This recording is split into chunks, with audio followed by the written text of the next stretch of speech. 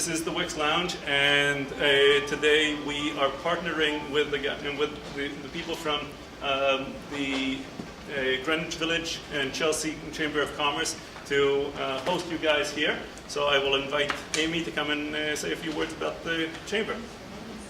Thanks, Sandy. It's wonderful to be here with Wix, and thanks so much for hosting us. I must say that as someone who can't even open Photoshop, Wix is a fantastic platform to start your website. Anyways, my name's Amy Say. I'm the Interim Executive Director of the Greenwich Village Chelsea Chamber of Commerce. I know it's such a mouthful. It's a pleasure to have you guys here today. This is a fantastic turnout for us. A little bit about us, if you're not familiar, we are a nonprofit membership-based organization. We work to promote, network, educate, and promote, did I say that one already? And network and advocate for our members here in Manhattan. First of all, welcome to Chelsea. This is just one of the many areas that we represent, and I hope to get to meet all of you guys later on. This is our first event with the Enterprise Forum, and hopefully there'll be many more to come. Without further ado, I would like to introduce Richard Rice from the Enterprise Forum. Thank you. Hi, I'm Rick Reisman. Just want to welcome you. And for those of you who don't know the forum, we do about 10 to 15. Is this on? About 10 to 15 events a year, symposia on various topics related to tech entrepreneurship in this area. So if you've got this sheet, it's got the schedule of events coming up. We've got a pretty active fall. We're doing one with the New York City Bar on patents and some of the pitfalls if you're working with the government. The entrepreneurship is focused on the role of universities in New York City and the partnerships, technology transfer that the universities are doing. We've got one in December. It's on financing technology companies at different stages and what kinds of sources of capital and what the climate is like. We do startup showcases probably 3 or 4 times a year. There's one coming in December that's specifically focused on women entrepreneurs.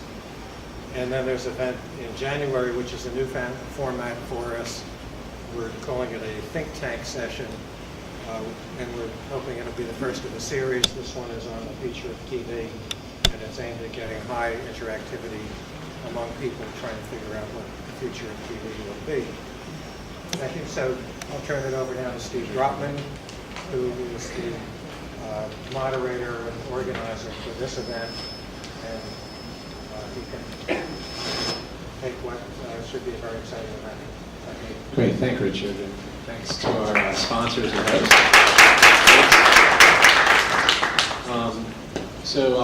Every time I do a panel, I like to do something that I'd actually like to come to see.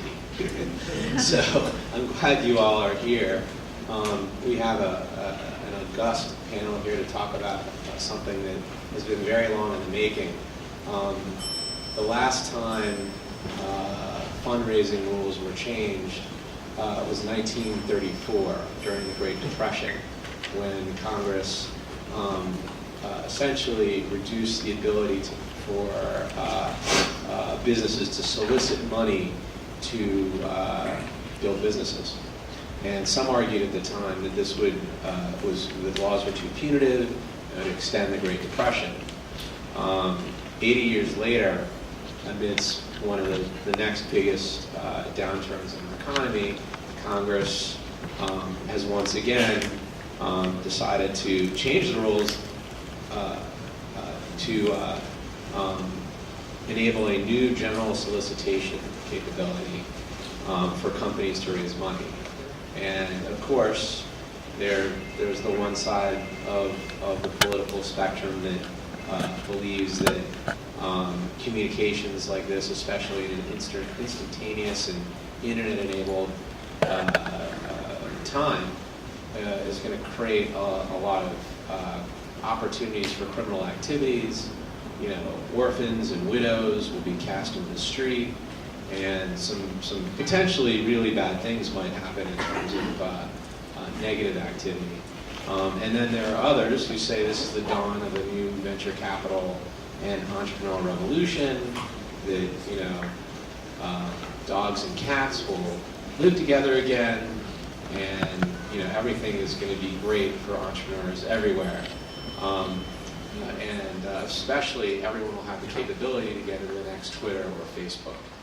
So with that, over 500 new platforms have sprung up to take advantage of this opportunity. And so tonight we're going to try and sort of shed a little bit more light over some of the inaccuracies of what I just said. And talk, yeah, there you go. And but we have an august panel with folks from Rocket Hub and Second Market and Mintz-Levin, and we're really looking forward to this. So instead of me butchering their introductions, I'm going to let them each introduce themselves, starting with Vladimir. I'm not going to try your last name. Thank you for that. I go like Madonna, just Vladimir. So my name is Vladimir Vukicevic. I'm one of the co-founders of RocketHub.com. Rocket Hub is one of the biggest crowdfunding platforms in the world. We're probably the fastest growing at this point. And we launched the site actually before these rules came out, 3.5, 4 years ago, with the belief that crowdfunding for rewards or goods, the perks-based model, can change the world. And it has, which we've seen.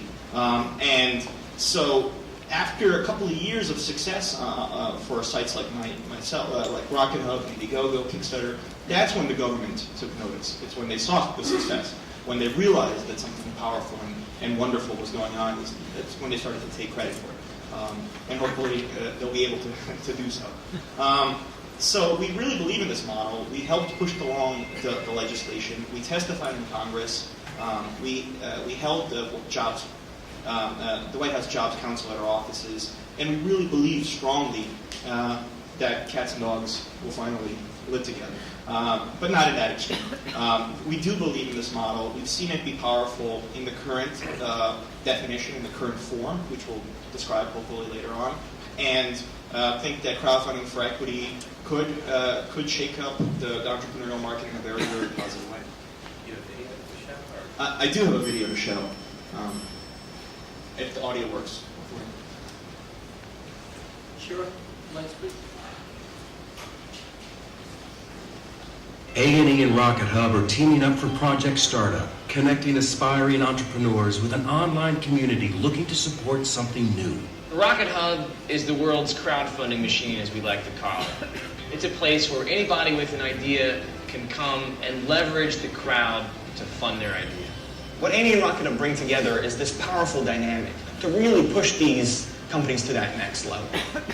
Project Startup is about new ways of taking your ideas and turning them into businesses that work, not just on paper, but in real life. So when you combine the energy of Duck Dynasty and all that entrepreneurial get up and go with people like Barry on Storage Wars and our show Shipping Wars, Project Startup is going to help our audience do the same thing. We have tips on how to begin your search for funding and how to start a business plan. We're bringing our celebrity talent online to give you tips about how they got started. And it's going to help people understand how to bring their ideas to the marketplace. It's going to link funds to the people who need funds, but not before they're ready to go out. Our view is that in 5 to 10 years, 95% of seed funding is going to come from the crowd. This is a whole new wave. It's a whole new way of doing things. And together, we create this very powerful new mechanism for taking entrepreneurs to the next level. Project Startup, where big ideas become real-life success stories. So this demonstrates our partnership with A&E Networks, which is one of the largest TV networks in the world. They're a partnership between Disney and Hearst. And what we're seeing is that finally the big brands are catching up, and they're starting to take notice of crowdfunding. And what Rocket Hub is doing is really trying to take crowdfunding to that next level with partnerships like this. And I'll describe it a little bit more down the road. Nice to meet everyone. I'm Jerry Needel at Indiegogo. Indiegogo is the world's largest crowdfunding platform. We operate across pretty much every country. We've got thousands of campaigns running every week, money being dispersed anywhere from 70 to 190 countries every week. We focus across creative projects, cause and charitable projects, as well as entrepreneurial. A little bit about me. I got to Indiegogo after sort of a more traditional career by running my own sort of accidental crowdfunding campaign. And we ended up raising about $550,000 from 12,000 people in under 4 weeks, and my total out-of-pocket investment was $35. And because of that, I sort of took a step back from this, and I had to ask myself, what the heck just happened, and why? And I was so invigorated by that, I decided to jump into the space more fully, and I'm just a huge believer in it because I saw it firsthand. Stacey, is this working okay? Testing the microphone for the first time. I'm Stacey Rasgado. I head up investor engagement and marketing at Second Market. And I think I might be one of the few people on the panel that is currently dealing with equity crowdfunding every day and trying to navigate through all of the different and conflicting rules and guidance from all of the different organizations, including the SEC and FINRA. So I can share some more stories if anyone has any questions, and I hope you all have a lot of questions because I think that's what makes these panels most interesting. So. Great. Thank you, Steve. Thank you, panel. Thanks, everyone, for coming. My name is Dan DeWolf. I am co-chair of the Venture Capital Emerging Companies Practice Group of Mintz-Levin. Is this better? Yeah. Okay. So hi, I'm Dan DeWolf. I am co-chair of the Venture Capital and Emerging Practice Group at Mintz-Levin. We're a large national law firm focused on technology. I'm also a law professor at NYU Law School. I ran for my class to get here today, where I teach venture capital.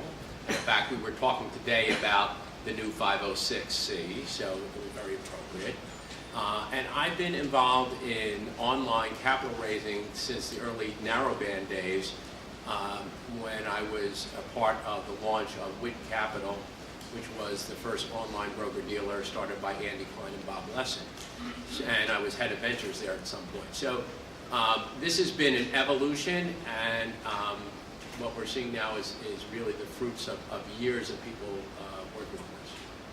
Great. Thanks, Dan. So, this is good? Okay, great. So let's make sure we keep our microphones close to the face, and we'll keep, so everyone can hear. So actually, just before we started, I thought we were having an internal discussion here, and I thought what would be helpful is to break apart sort of what some of the things we just said, so everyone here is level set. So I'd like to have Vlad talk about what are we really talking about here in terms of on a 30,000 foot scale, and then equity funding, crowdsourcing. What is all this? What are all these terms? What do they mean? And then maybe Dan can talk a little bit about some of the actual legal plumbing that we're talking about here. And then we can kind of dive deeper into a conversation. Does that make sense? All right. All right. It's a tall task. So really, we're talking about crowdfunding. And crowdfunding is a very broad, misunderstood, misused occasionally term. And there are really 4 types of crowdfunding. The first is purely charitable giving. So we define that as crowdfunding as well. Some people do, some people don't, but we do. And so it's just giving money and asking nothing in return for that money. It's very simple. The second type of crowdfunding is perks-based or goods-based crowdfunding, which is really the crowdfunding that's taken off over the last 3 or 4 years on Indiegogo, on Kickstarter, on Rocket Hub, and a bunch of other platforms as well. And this is where you give money and you get something in return, whether it's a thank you on a website, or whether it's a CD from a musician, or whether it's a product like the shoe that we described. It's giving money, but getting something in return. It's more of a barter system. The next type of crowdfunding is debt-based crowdfunding. So it's where you expect to receive a return on your contribution. And this type of crowdfunding has existed for a little while as well, on sites like Prosper, Lending Club, and a few others as well. And then finally, what everyone's really excited about, for better or for worse, and what the new laws have been addressing, is crowdfunding for equity, which means that you can give little bits of your company in exchange for financial contributions, for as little as $100 or a few $100s or $1,000.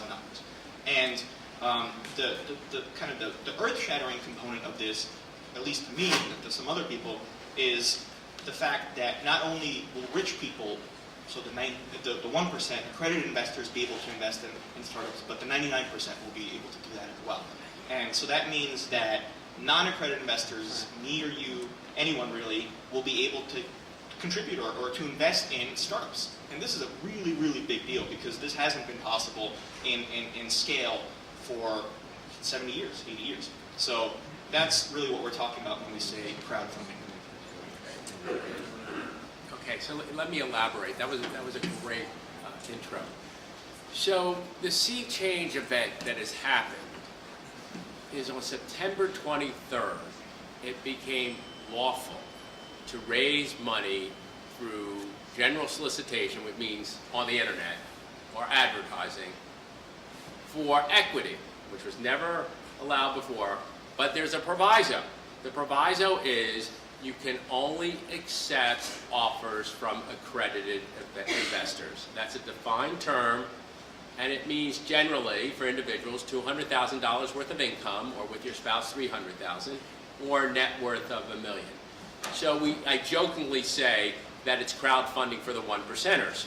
So, and why was this allowed first? Okay, people go, well, why was this allowed first? Because this is a group that's usually believed can fend for itself. And one of the, if you look at the case law over the years, one of the reasons of that private placements were defined as private placements is because people had the type of information and were the type of people who could understand what the offering was about. What the politicians and the regulatory scheme is always worried about is that people are going to be offered things that they don't understand and they don't have the information. And quite frankly, there's often an asymmetry of information in a private placement between what the offerer is giving and what the buyer is getting. So September 23rd, which was 3 weeks ago, you now can do private placements online. And one of the reasons the SEC was interested in this is because they were getting that the technology jumped ahead of the regulations. We all talk all the time on the internet. That's how we talk. And that was illegal on an offering. Okay, I could talk to Steve Brotman and say, you want to buy something, and that would be okay. But if I send him a text, that would not be okay. So the technology had jumped ahead of the regulations, and the SEC was actually supportive of this. Now, the second part, but that is not what I would call pure crowdfunding, because it doesn't allow the full crowd. What the buzz that people have been talking about, what Vlad has been talking about, is will there be crowdfunding for the masses? And I always say it's kind of ironic in America, it's easier to buy a gun than to buy a share of private stock. Because I guess they figure you'll get hurt buying stock.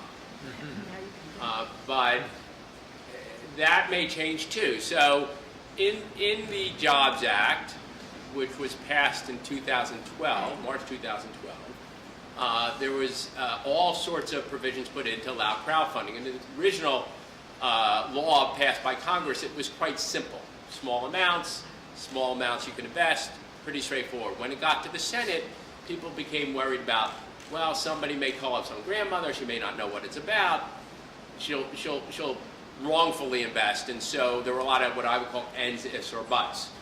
And there was a part in it that says the SEC needs to put in final regulations by January 1 of 2013. Well, that came and went and nothing happened. Although I will tell you on my ride over here that I did receive an email telling me that the SEC is holding a hearing on Wednesday to discuss crowdfunding, and it's possible they may propose rules, it's possible they may kick the can down the road. We don't know. So from a legal standpoint, to summarize, you can clearly do crowdsourcing, crowdfunding to accredited investors. Everyone, you just can only take in accredited investors. And that is a sea change. That is a big difference. You can use email lists. You couldn't do that before. You can increase your pool of investors, and you can do a press release.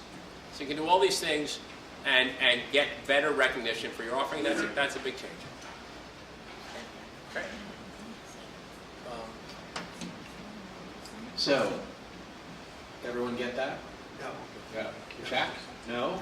Still some You questions? still can't sell equity online, crowdfunding. That's what you just said. You can't to rich people.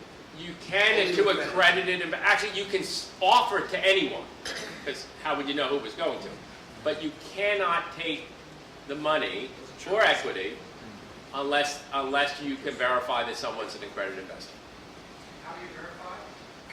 Yeah, you can answer that. Go ahead. So that's actually something that Second Market is doing. We do it for AngelList, we do it for ourselves. And basically, in order to verify that an investor is in fact accredited, the SEC released rules and basically said that investors will need to provide either proof of income or proof of net worth. And so that's something we've been struggling to communicate to investors. And we have a blog post that went up last week about it, because a lot of investors legitimately feel uncomfortable sharing such personal information with a startup or with a fund. There might be relatives involved.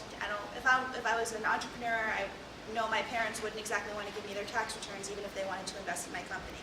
So there is an ecosystem of service providers that's popping up to help make sure that investors are accredited and to handle that sensitive information. Can I supplement that? Actually, there's a third way, and that is you can get a letter from your accountant, lawyer, financial advisor, broker dealer, confirming that you're an accredited investor, which is for most people will be the easiest, and for most issuers will be the easiest. And then the burden on the issuer is just to take reasonable steps. So, for example, I'm representing a company where Mark Cuban is interested in investing. So I can look up on the Forbes 400 and see that he's accredited. So you got to take reasonable steps. There is no bright line test. So while some people don't want to present their financial information, totally understand that. There are simpler ways that we're thinking about to get around this problem. Actually, I like the idea of getting some questions from the crowd, given the title of this event. So, what about like deferred equity participation? So something like a convertible preferred note where you're investing not for equity today, but the promise of equity in the future. The same prohibitions apply. And is the legal obligation, so if we're using one of the platforms to raise equity, is the legal obligation on the fundraiser or the intermediary platform? You got that question? Go ahead. Is it on the liability? The obligation is on the issuer. Yeah. What is the liability? The obligation is on the new 506 is on the issuer, but I will say under the crowdfunding as proposed, anyone involved in the fundraising could have liability regarding the offering. So that's one of the problems with the true crowdfunding. And on the convertible note, that is equivalent to equity. Just to piggyback on that, for the new crowdfunding regulations, the SEC, I think, envisions these funding portals, and the new, like, FINRA has also given some guidance that the liability will actually lie with the funding portal, and it will be their responsibility to ensure that they meet the qualifications for the types of investors that crowdfunder, true individual crowdfunders is. So it won't be on the company, it will be on the portal. In crowdfunding, in true crowdfunding, that if you look at the law, yeah, everyone involved, the issuer. No, she's saying that it wouldn't be. No, the liability to ensure that the issuer will be allowed to rely On the credit, portal's on the determination of whether or not it is a qualified. Let's wait to see the final rules. Well, FINRA has provided that guidance. Right. So, okay. I think the big problem right now is that when the law was passed, there was a lot of ambiguity. It was Congress was real happy. They signed something bipartisan, woohoo, Obama signed it, and then they gave it to the SEC and they said, here, you deal with it. And the SEC really can't deal with it very well. And we meet with them on a monthly basis. We've issued 2 white papers. We've testified in Congress. And we really are working closely to help them. But it's still going to take some time for it to be massaged out and for there to be rules that will make this law really be what was intended it to be. So there's still a lot of ambiguity. Yeah. I'd say that there's a big question mark right now as to will there be overregulation, which then ultimately goes against the spirit of what was intended. And I think that's the big open question. And our position on it has been we've got to find that balance and let the companies that are in the space, whether it's Indiegogo, Rocket Rubber, or whoever, to do what we have been doing over the past 3 to 5 years, which is experimenting.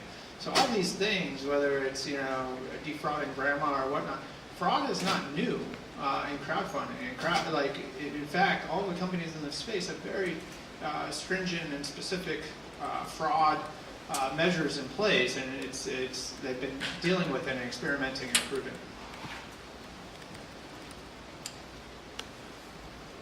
I'd like to hear from each of you what you think about this whole thing of syndicates and what's been happening with them in the last couple of weeks since I last heard about them.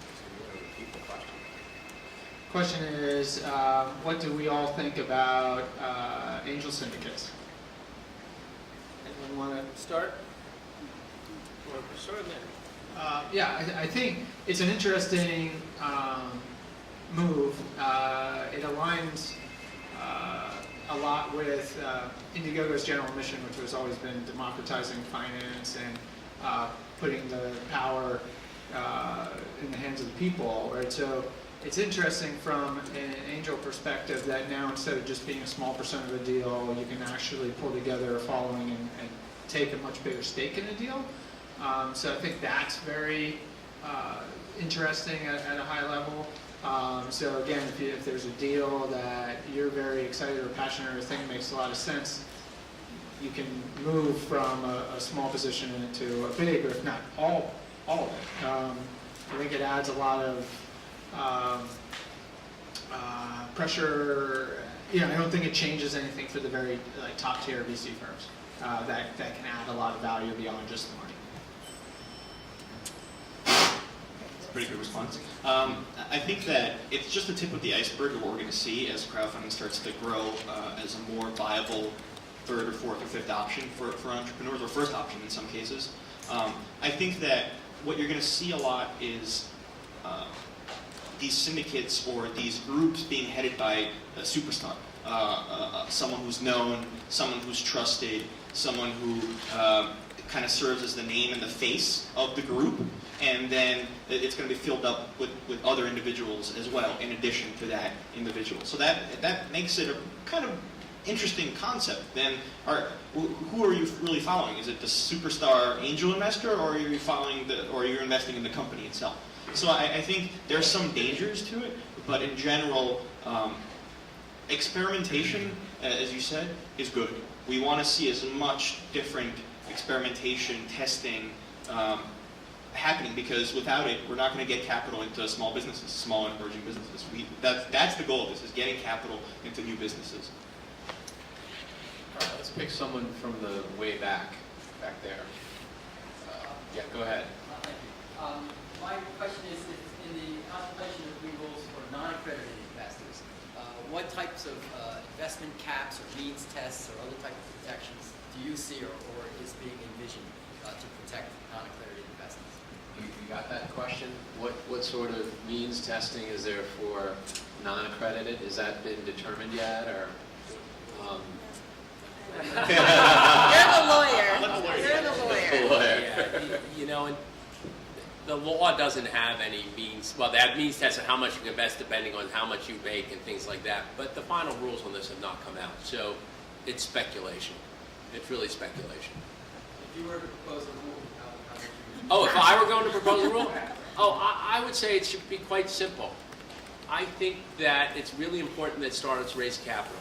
And I think that I would just say, oh, you can't invest more than $1,000 in any startup company. And the startup can't raise more than $2 million. And, you know, if people made money, they would continue to invest. And if they lost money, they would stop investing. And, you know, we let people invest in the lottery, even though the odds of winning anything are usually very, very slim, probably because the government gets a piece of the proceeds. We let people gamble, like licensed casinos, probably for the same reason, even though it's rigged against them. So it's remarkable to me that we won't let people invest in companies online,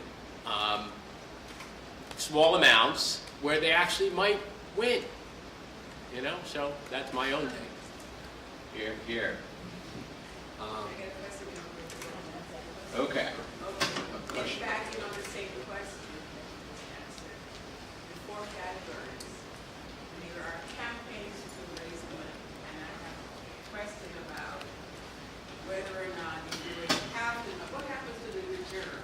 Meaning that if you have a campaign to raise a certain amount of money and you only raise, say, 1/3 of it, you keep that money? And, or I've heard both sides of that, so. Yeah. Is this about equity or in general? In general, as the first. Okay. So in general, it ultimately depends on the crowdfunding platform that you're using. So, so Indiegogo has two options. One is called flexible funding, where you keep whatever you raise, whether or not you get to your goal. And there's many use cases around that, especially around charities and nonprofits and things like that, where every dollar matters. As well, we have a fixed funding option, which is you only get the money if you surpass your goal.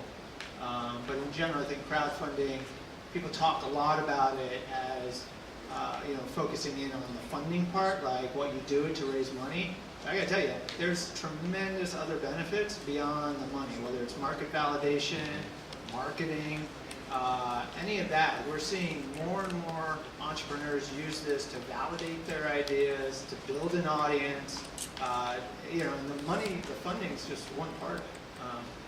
Equity, I think, is TBD. It all depends on how all these rules and regulations shake out, which I think will be sort of the constant theme in this discussion. And I can speak to how equity crowdfunding is going for accredited investors right now. So by and large, the elephant in the room is AngelList with equity crowdfunding. Second Market, AngelList helps companies promote. Second Market winds up closing the actual investments for AngelList because they're not a broker-dealer and we are, basically. And so the way that we tried a bunch of different models with them. For a while, we kept the buying period open for as long as it took for a company to raise whatever they wanted. Now what we do is there's a pretty specific rule that a startup can once they get to $200,000 in commitments, then we start closing capital for them. If they don't meet that threshold, we don't allow anyone to invest. Once the threshold is met, then we take up to whatever cap they've decided that they want to raise up to. So they might want to raise up to $1 million, but we won't even let a single person invest until they have $200,000 worth of commitments. Does that make sense? So that's kind of the model that's been working best that we've seen, because there is a fixed cost to opening up that round. Basically, there are a lot of different models out there, and you should pick the one that works best for you. You should do research, you should read as to what the different models are. There's no one type that fits everyone, so I think it's just really important to explore the different platforms, to explore the different options, read and do research on what crowdfunding model works best.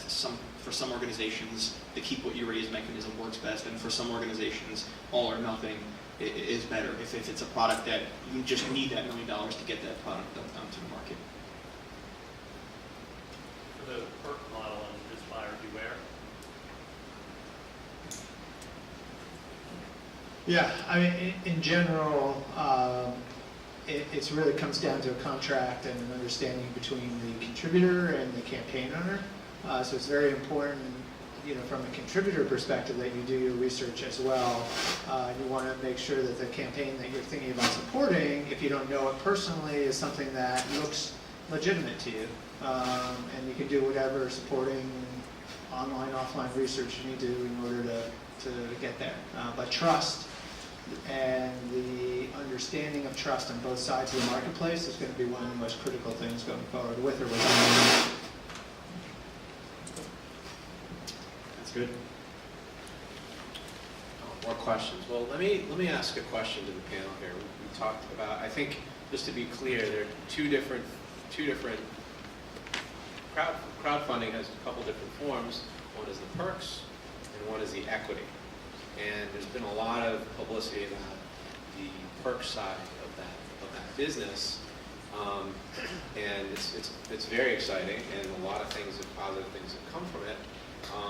But I have a question, and this is a little speculative, but what proportion of your business do you see coming from equity crowdfunding by the end of 2015?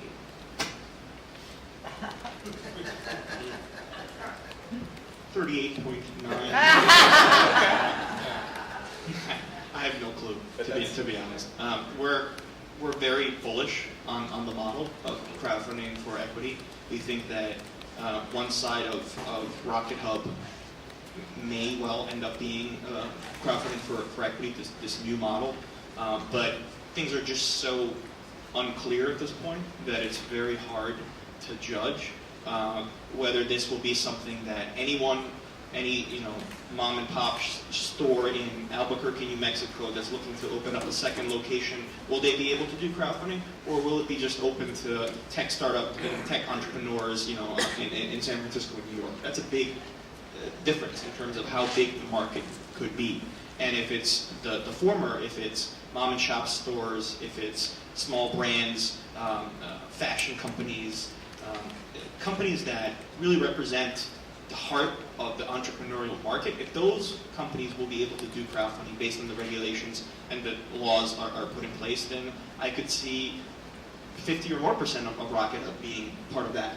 So it really depends how the laws come out and how it's structured in the next 6 months. Things are starting to look better than they did a few months ago in terms of what the SEC is saying, so we're a little bit more positive on it than we were, and we're committed to it. So it's just about how doable it ends up being. Well, I can give you some anecdotal evidence, and there's a range here. First of all, what's interesting about the new 506C is that it's unlimited amounts of money, okay?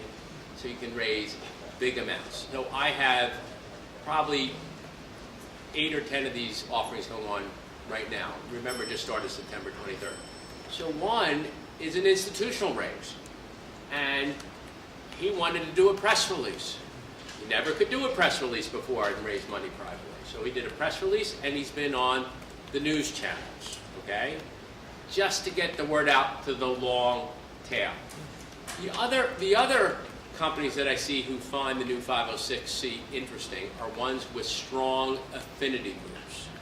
So, there's someone who's in the real estate business, and he can now approach all real estate executives throughout the United States, okay? And he's already online.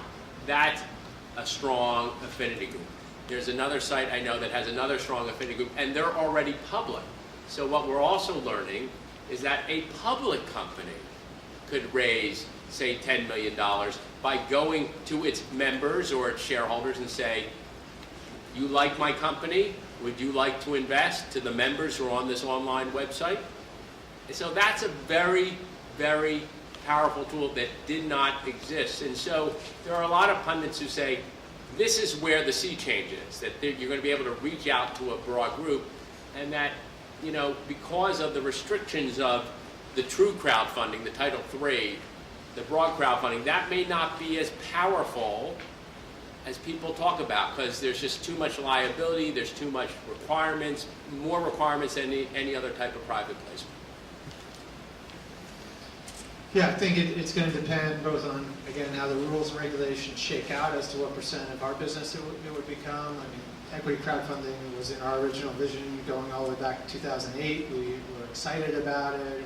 Similar to Rocket Hub, worked hand in hand with folks in Washington. We've had people run crowdfunding campaigns on Indiegogo to help influence and adjust the crowdfunding laws. So very much a part of it. But the other side of this that's also interesting is the perk space is a great business and growing very quickly as well. And so that there's a lot of benefits in it for the campaign owner, namely being you don't have to give up equity. So we've had lots of campaigns that have turned down VC deals after or during campaigns that they've been running. So it gives more choice. So I think that's going to be an interesting thing to watch over time. So, as is the name, impossible to tell. But from Second Market's perspective, we hope that the changes to the way that capital is raised using 506C, allowing companies and funds to generally solicit, becomes really widely accepted, and we hope that lawyers will encourage entities, organizations to, as we say, check the box, raise capital under 506C, verify that your investors are accredited, but then don't worry about tripping the wire of general solicitation and blowing up around. Be able to go on CNBC and talk about what you're doing. For funds, be able to have a website and talk about your results, or talk about your investments, all of which has been prohibited until now. So we would hope to see 50% of our business be related to entities that are at one level or another crowdfunding, and we're not tying our hopes to the crowdfunding for the 99% because, as has been mentioned many times before, we just have no idea what those rules are going to be.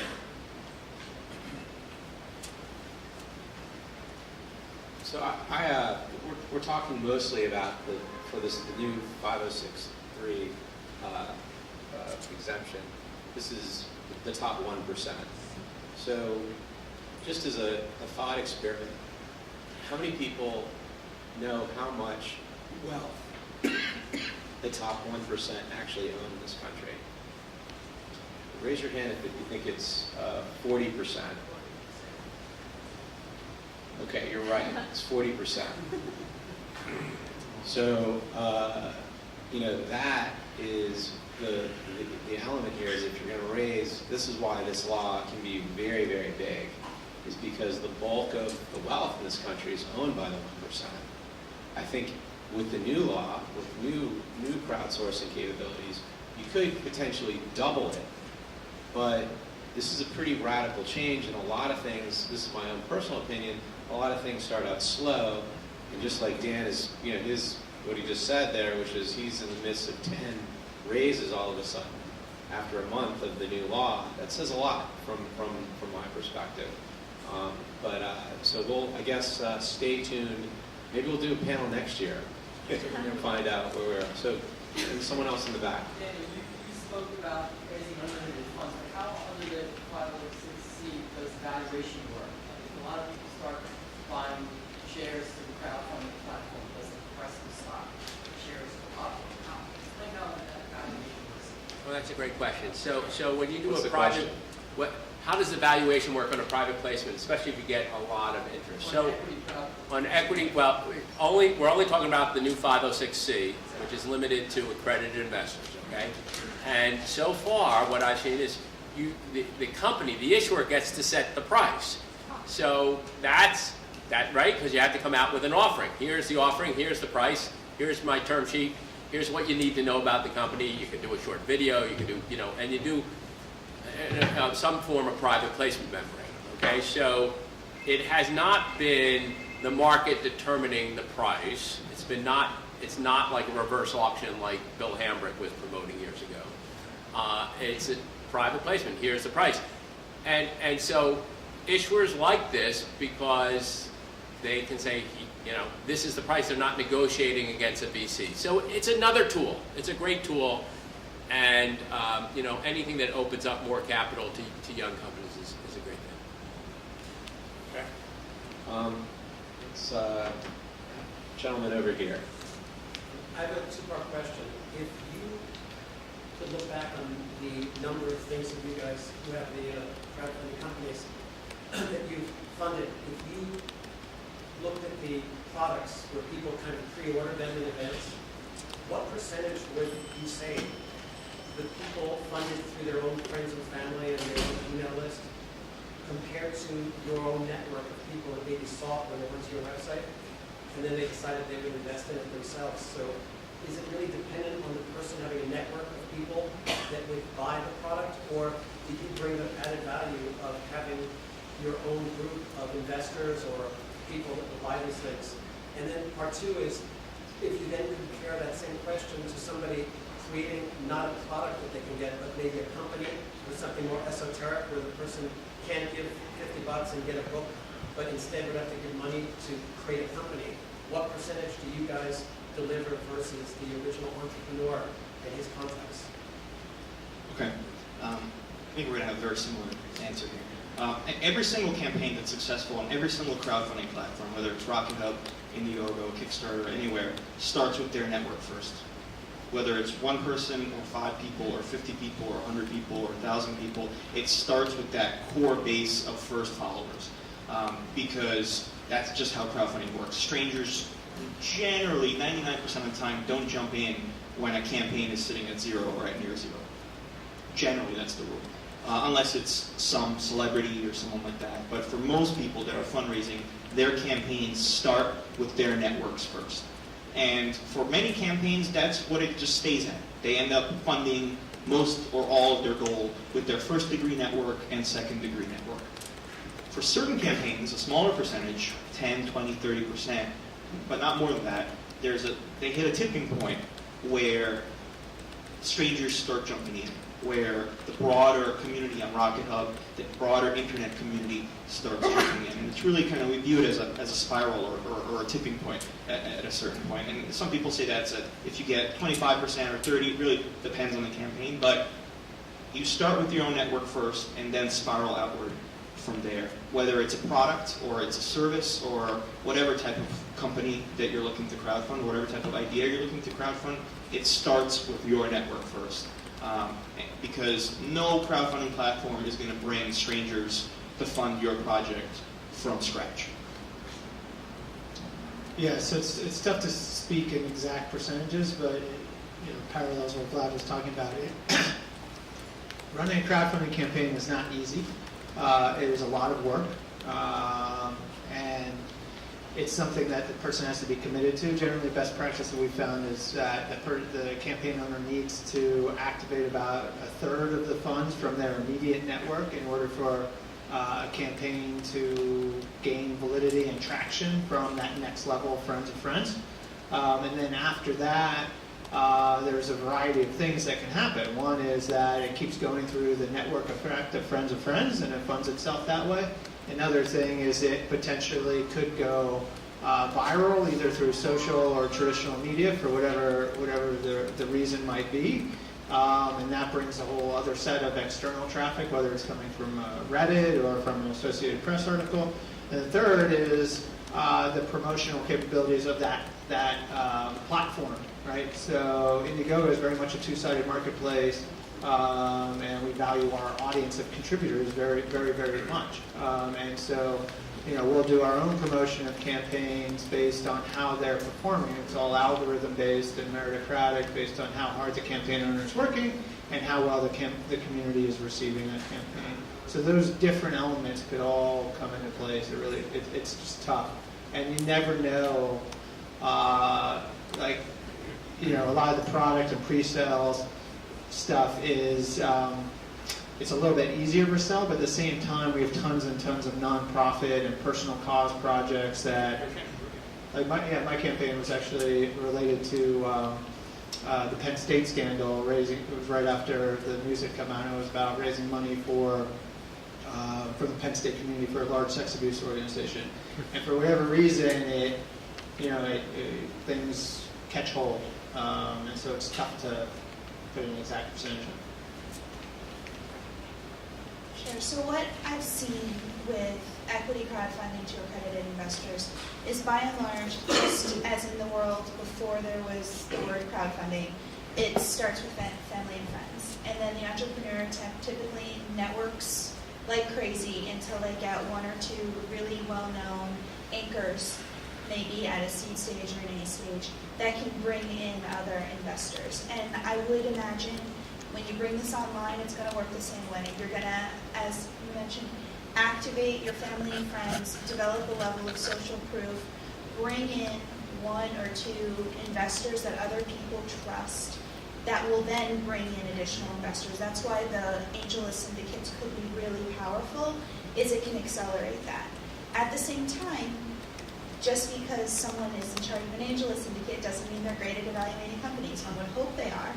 But there is a herd mentality when it comes to investing in early stage companies, and I wouldn't expect it to be any different than in the rewards-based world at all. Great. So I think we have time for a couple more questions. This gentleman right here. I guess my question has to do first with the first-based stuff. Do any of you guys, your companies, keep track of success rates and how many people actually get the products that they've donated $20 or $50 or $100 to receive? And my second question would be, is that kind of information, if it even exists, go into the SEC rules-making sort of thought process as far as trying to figure out, how viable this kind of model will be when it comes to the equity financing, and whether there's any sort of evidence that there's like a high success rate or low success rate? Right, that's a great question. So the question is, what is the success rate, and how transparent is this to the consumers out there of failed projects, if you will, and that's a really interesting topic. Yeah, so I don't think anyone is specifically, the market's so new that tracking fulfillment, it's a hard thing to do. I can tell you qualitatively, we just haven't received that much negative feedback from contributors as to things not fulfilling. So we see that as definitely as a positive.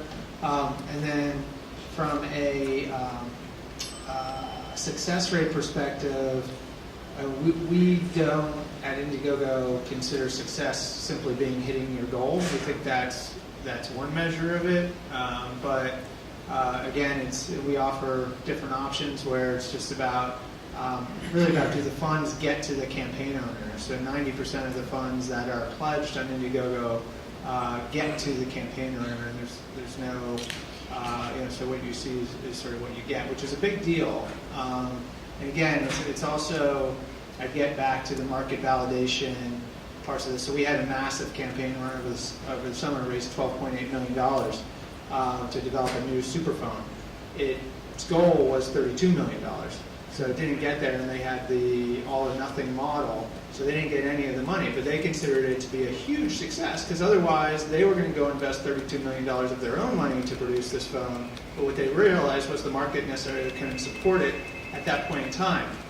They also got a bunch of insights around price sensitivity, as well as they dominated tech and mobile news for a month straight. And one of their goals was to be a player in the mobile space. And what happened from this is pretty much every major wireless carrier and manufacturer were calling them to work side deals from this. So from that, you get market validation and you get marketing, and very little investment on their part. So it's a big success. What we found is there are really two types of campaigns: the campaigns that try and the campaigns that don't. And if you try, you will achieve some form of success, whether that's marketing, brand awareness, feedback, and funding. And the campaigns that don't try are the ones that view crowdfunding as a free money now concept. I put it up and magically else will give me money and I will be rich. That doesn't work. Crowdfunding isn't a magic formula. There's no, free solution to how to do it. A lot of people, a lot of consultants are selling formulas for how to be successful at crowdfunding. And really, it starts with hard work, it starts with social proof, it starts with validation, and it starts with marketing it. And we say crowdfunding is hard work, but it's smart work. It's very well leveraged, like you said. You don't have to put in millions of dollars of marketing spend into it. You can put a few people on it, working on it, pushing it, promoting it, and use the network of funders that are coming in as promoters of the campaign so that it builds upon itself and it really kind of snowballs from there. And in terms of your first question, we do kind of, what we do is we do randomized questionnaires to funders to see if they're happy, and generally we found 85 to 90% have been satisfied in terms of their delivery. But things do take longer than what people say.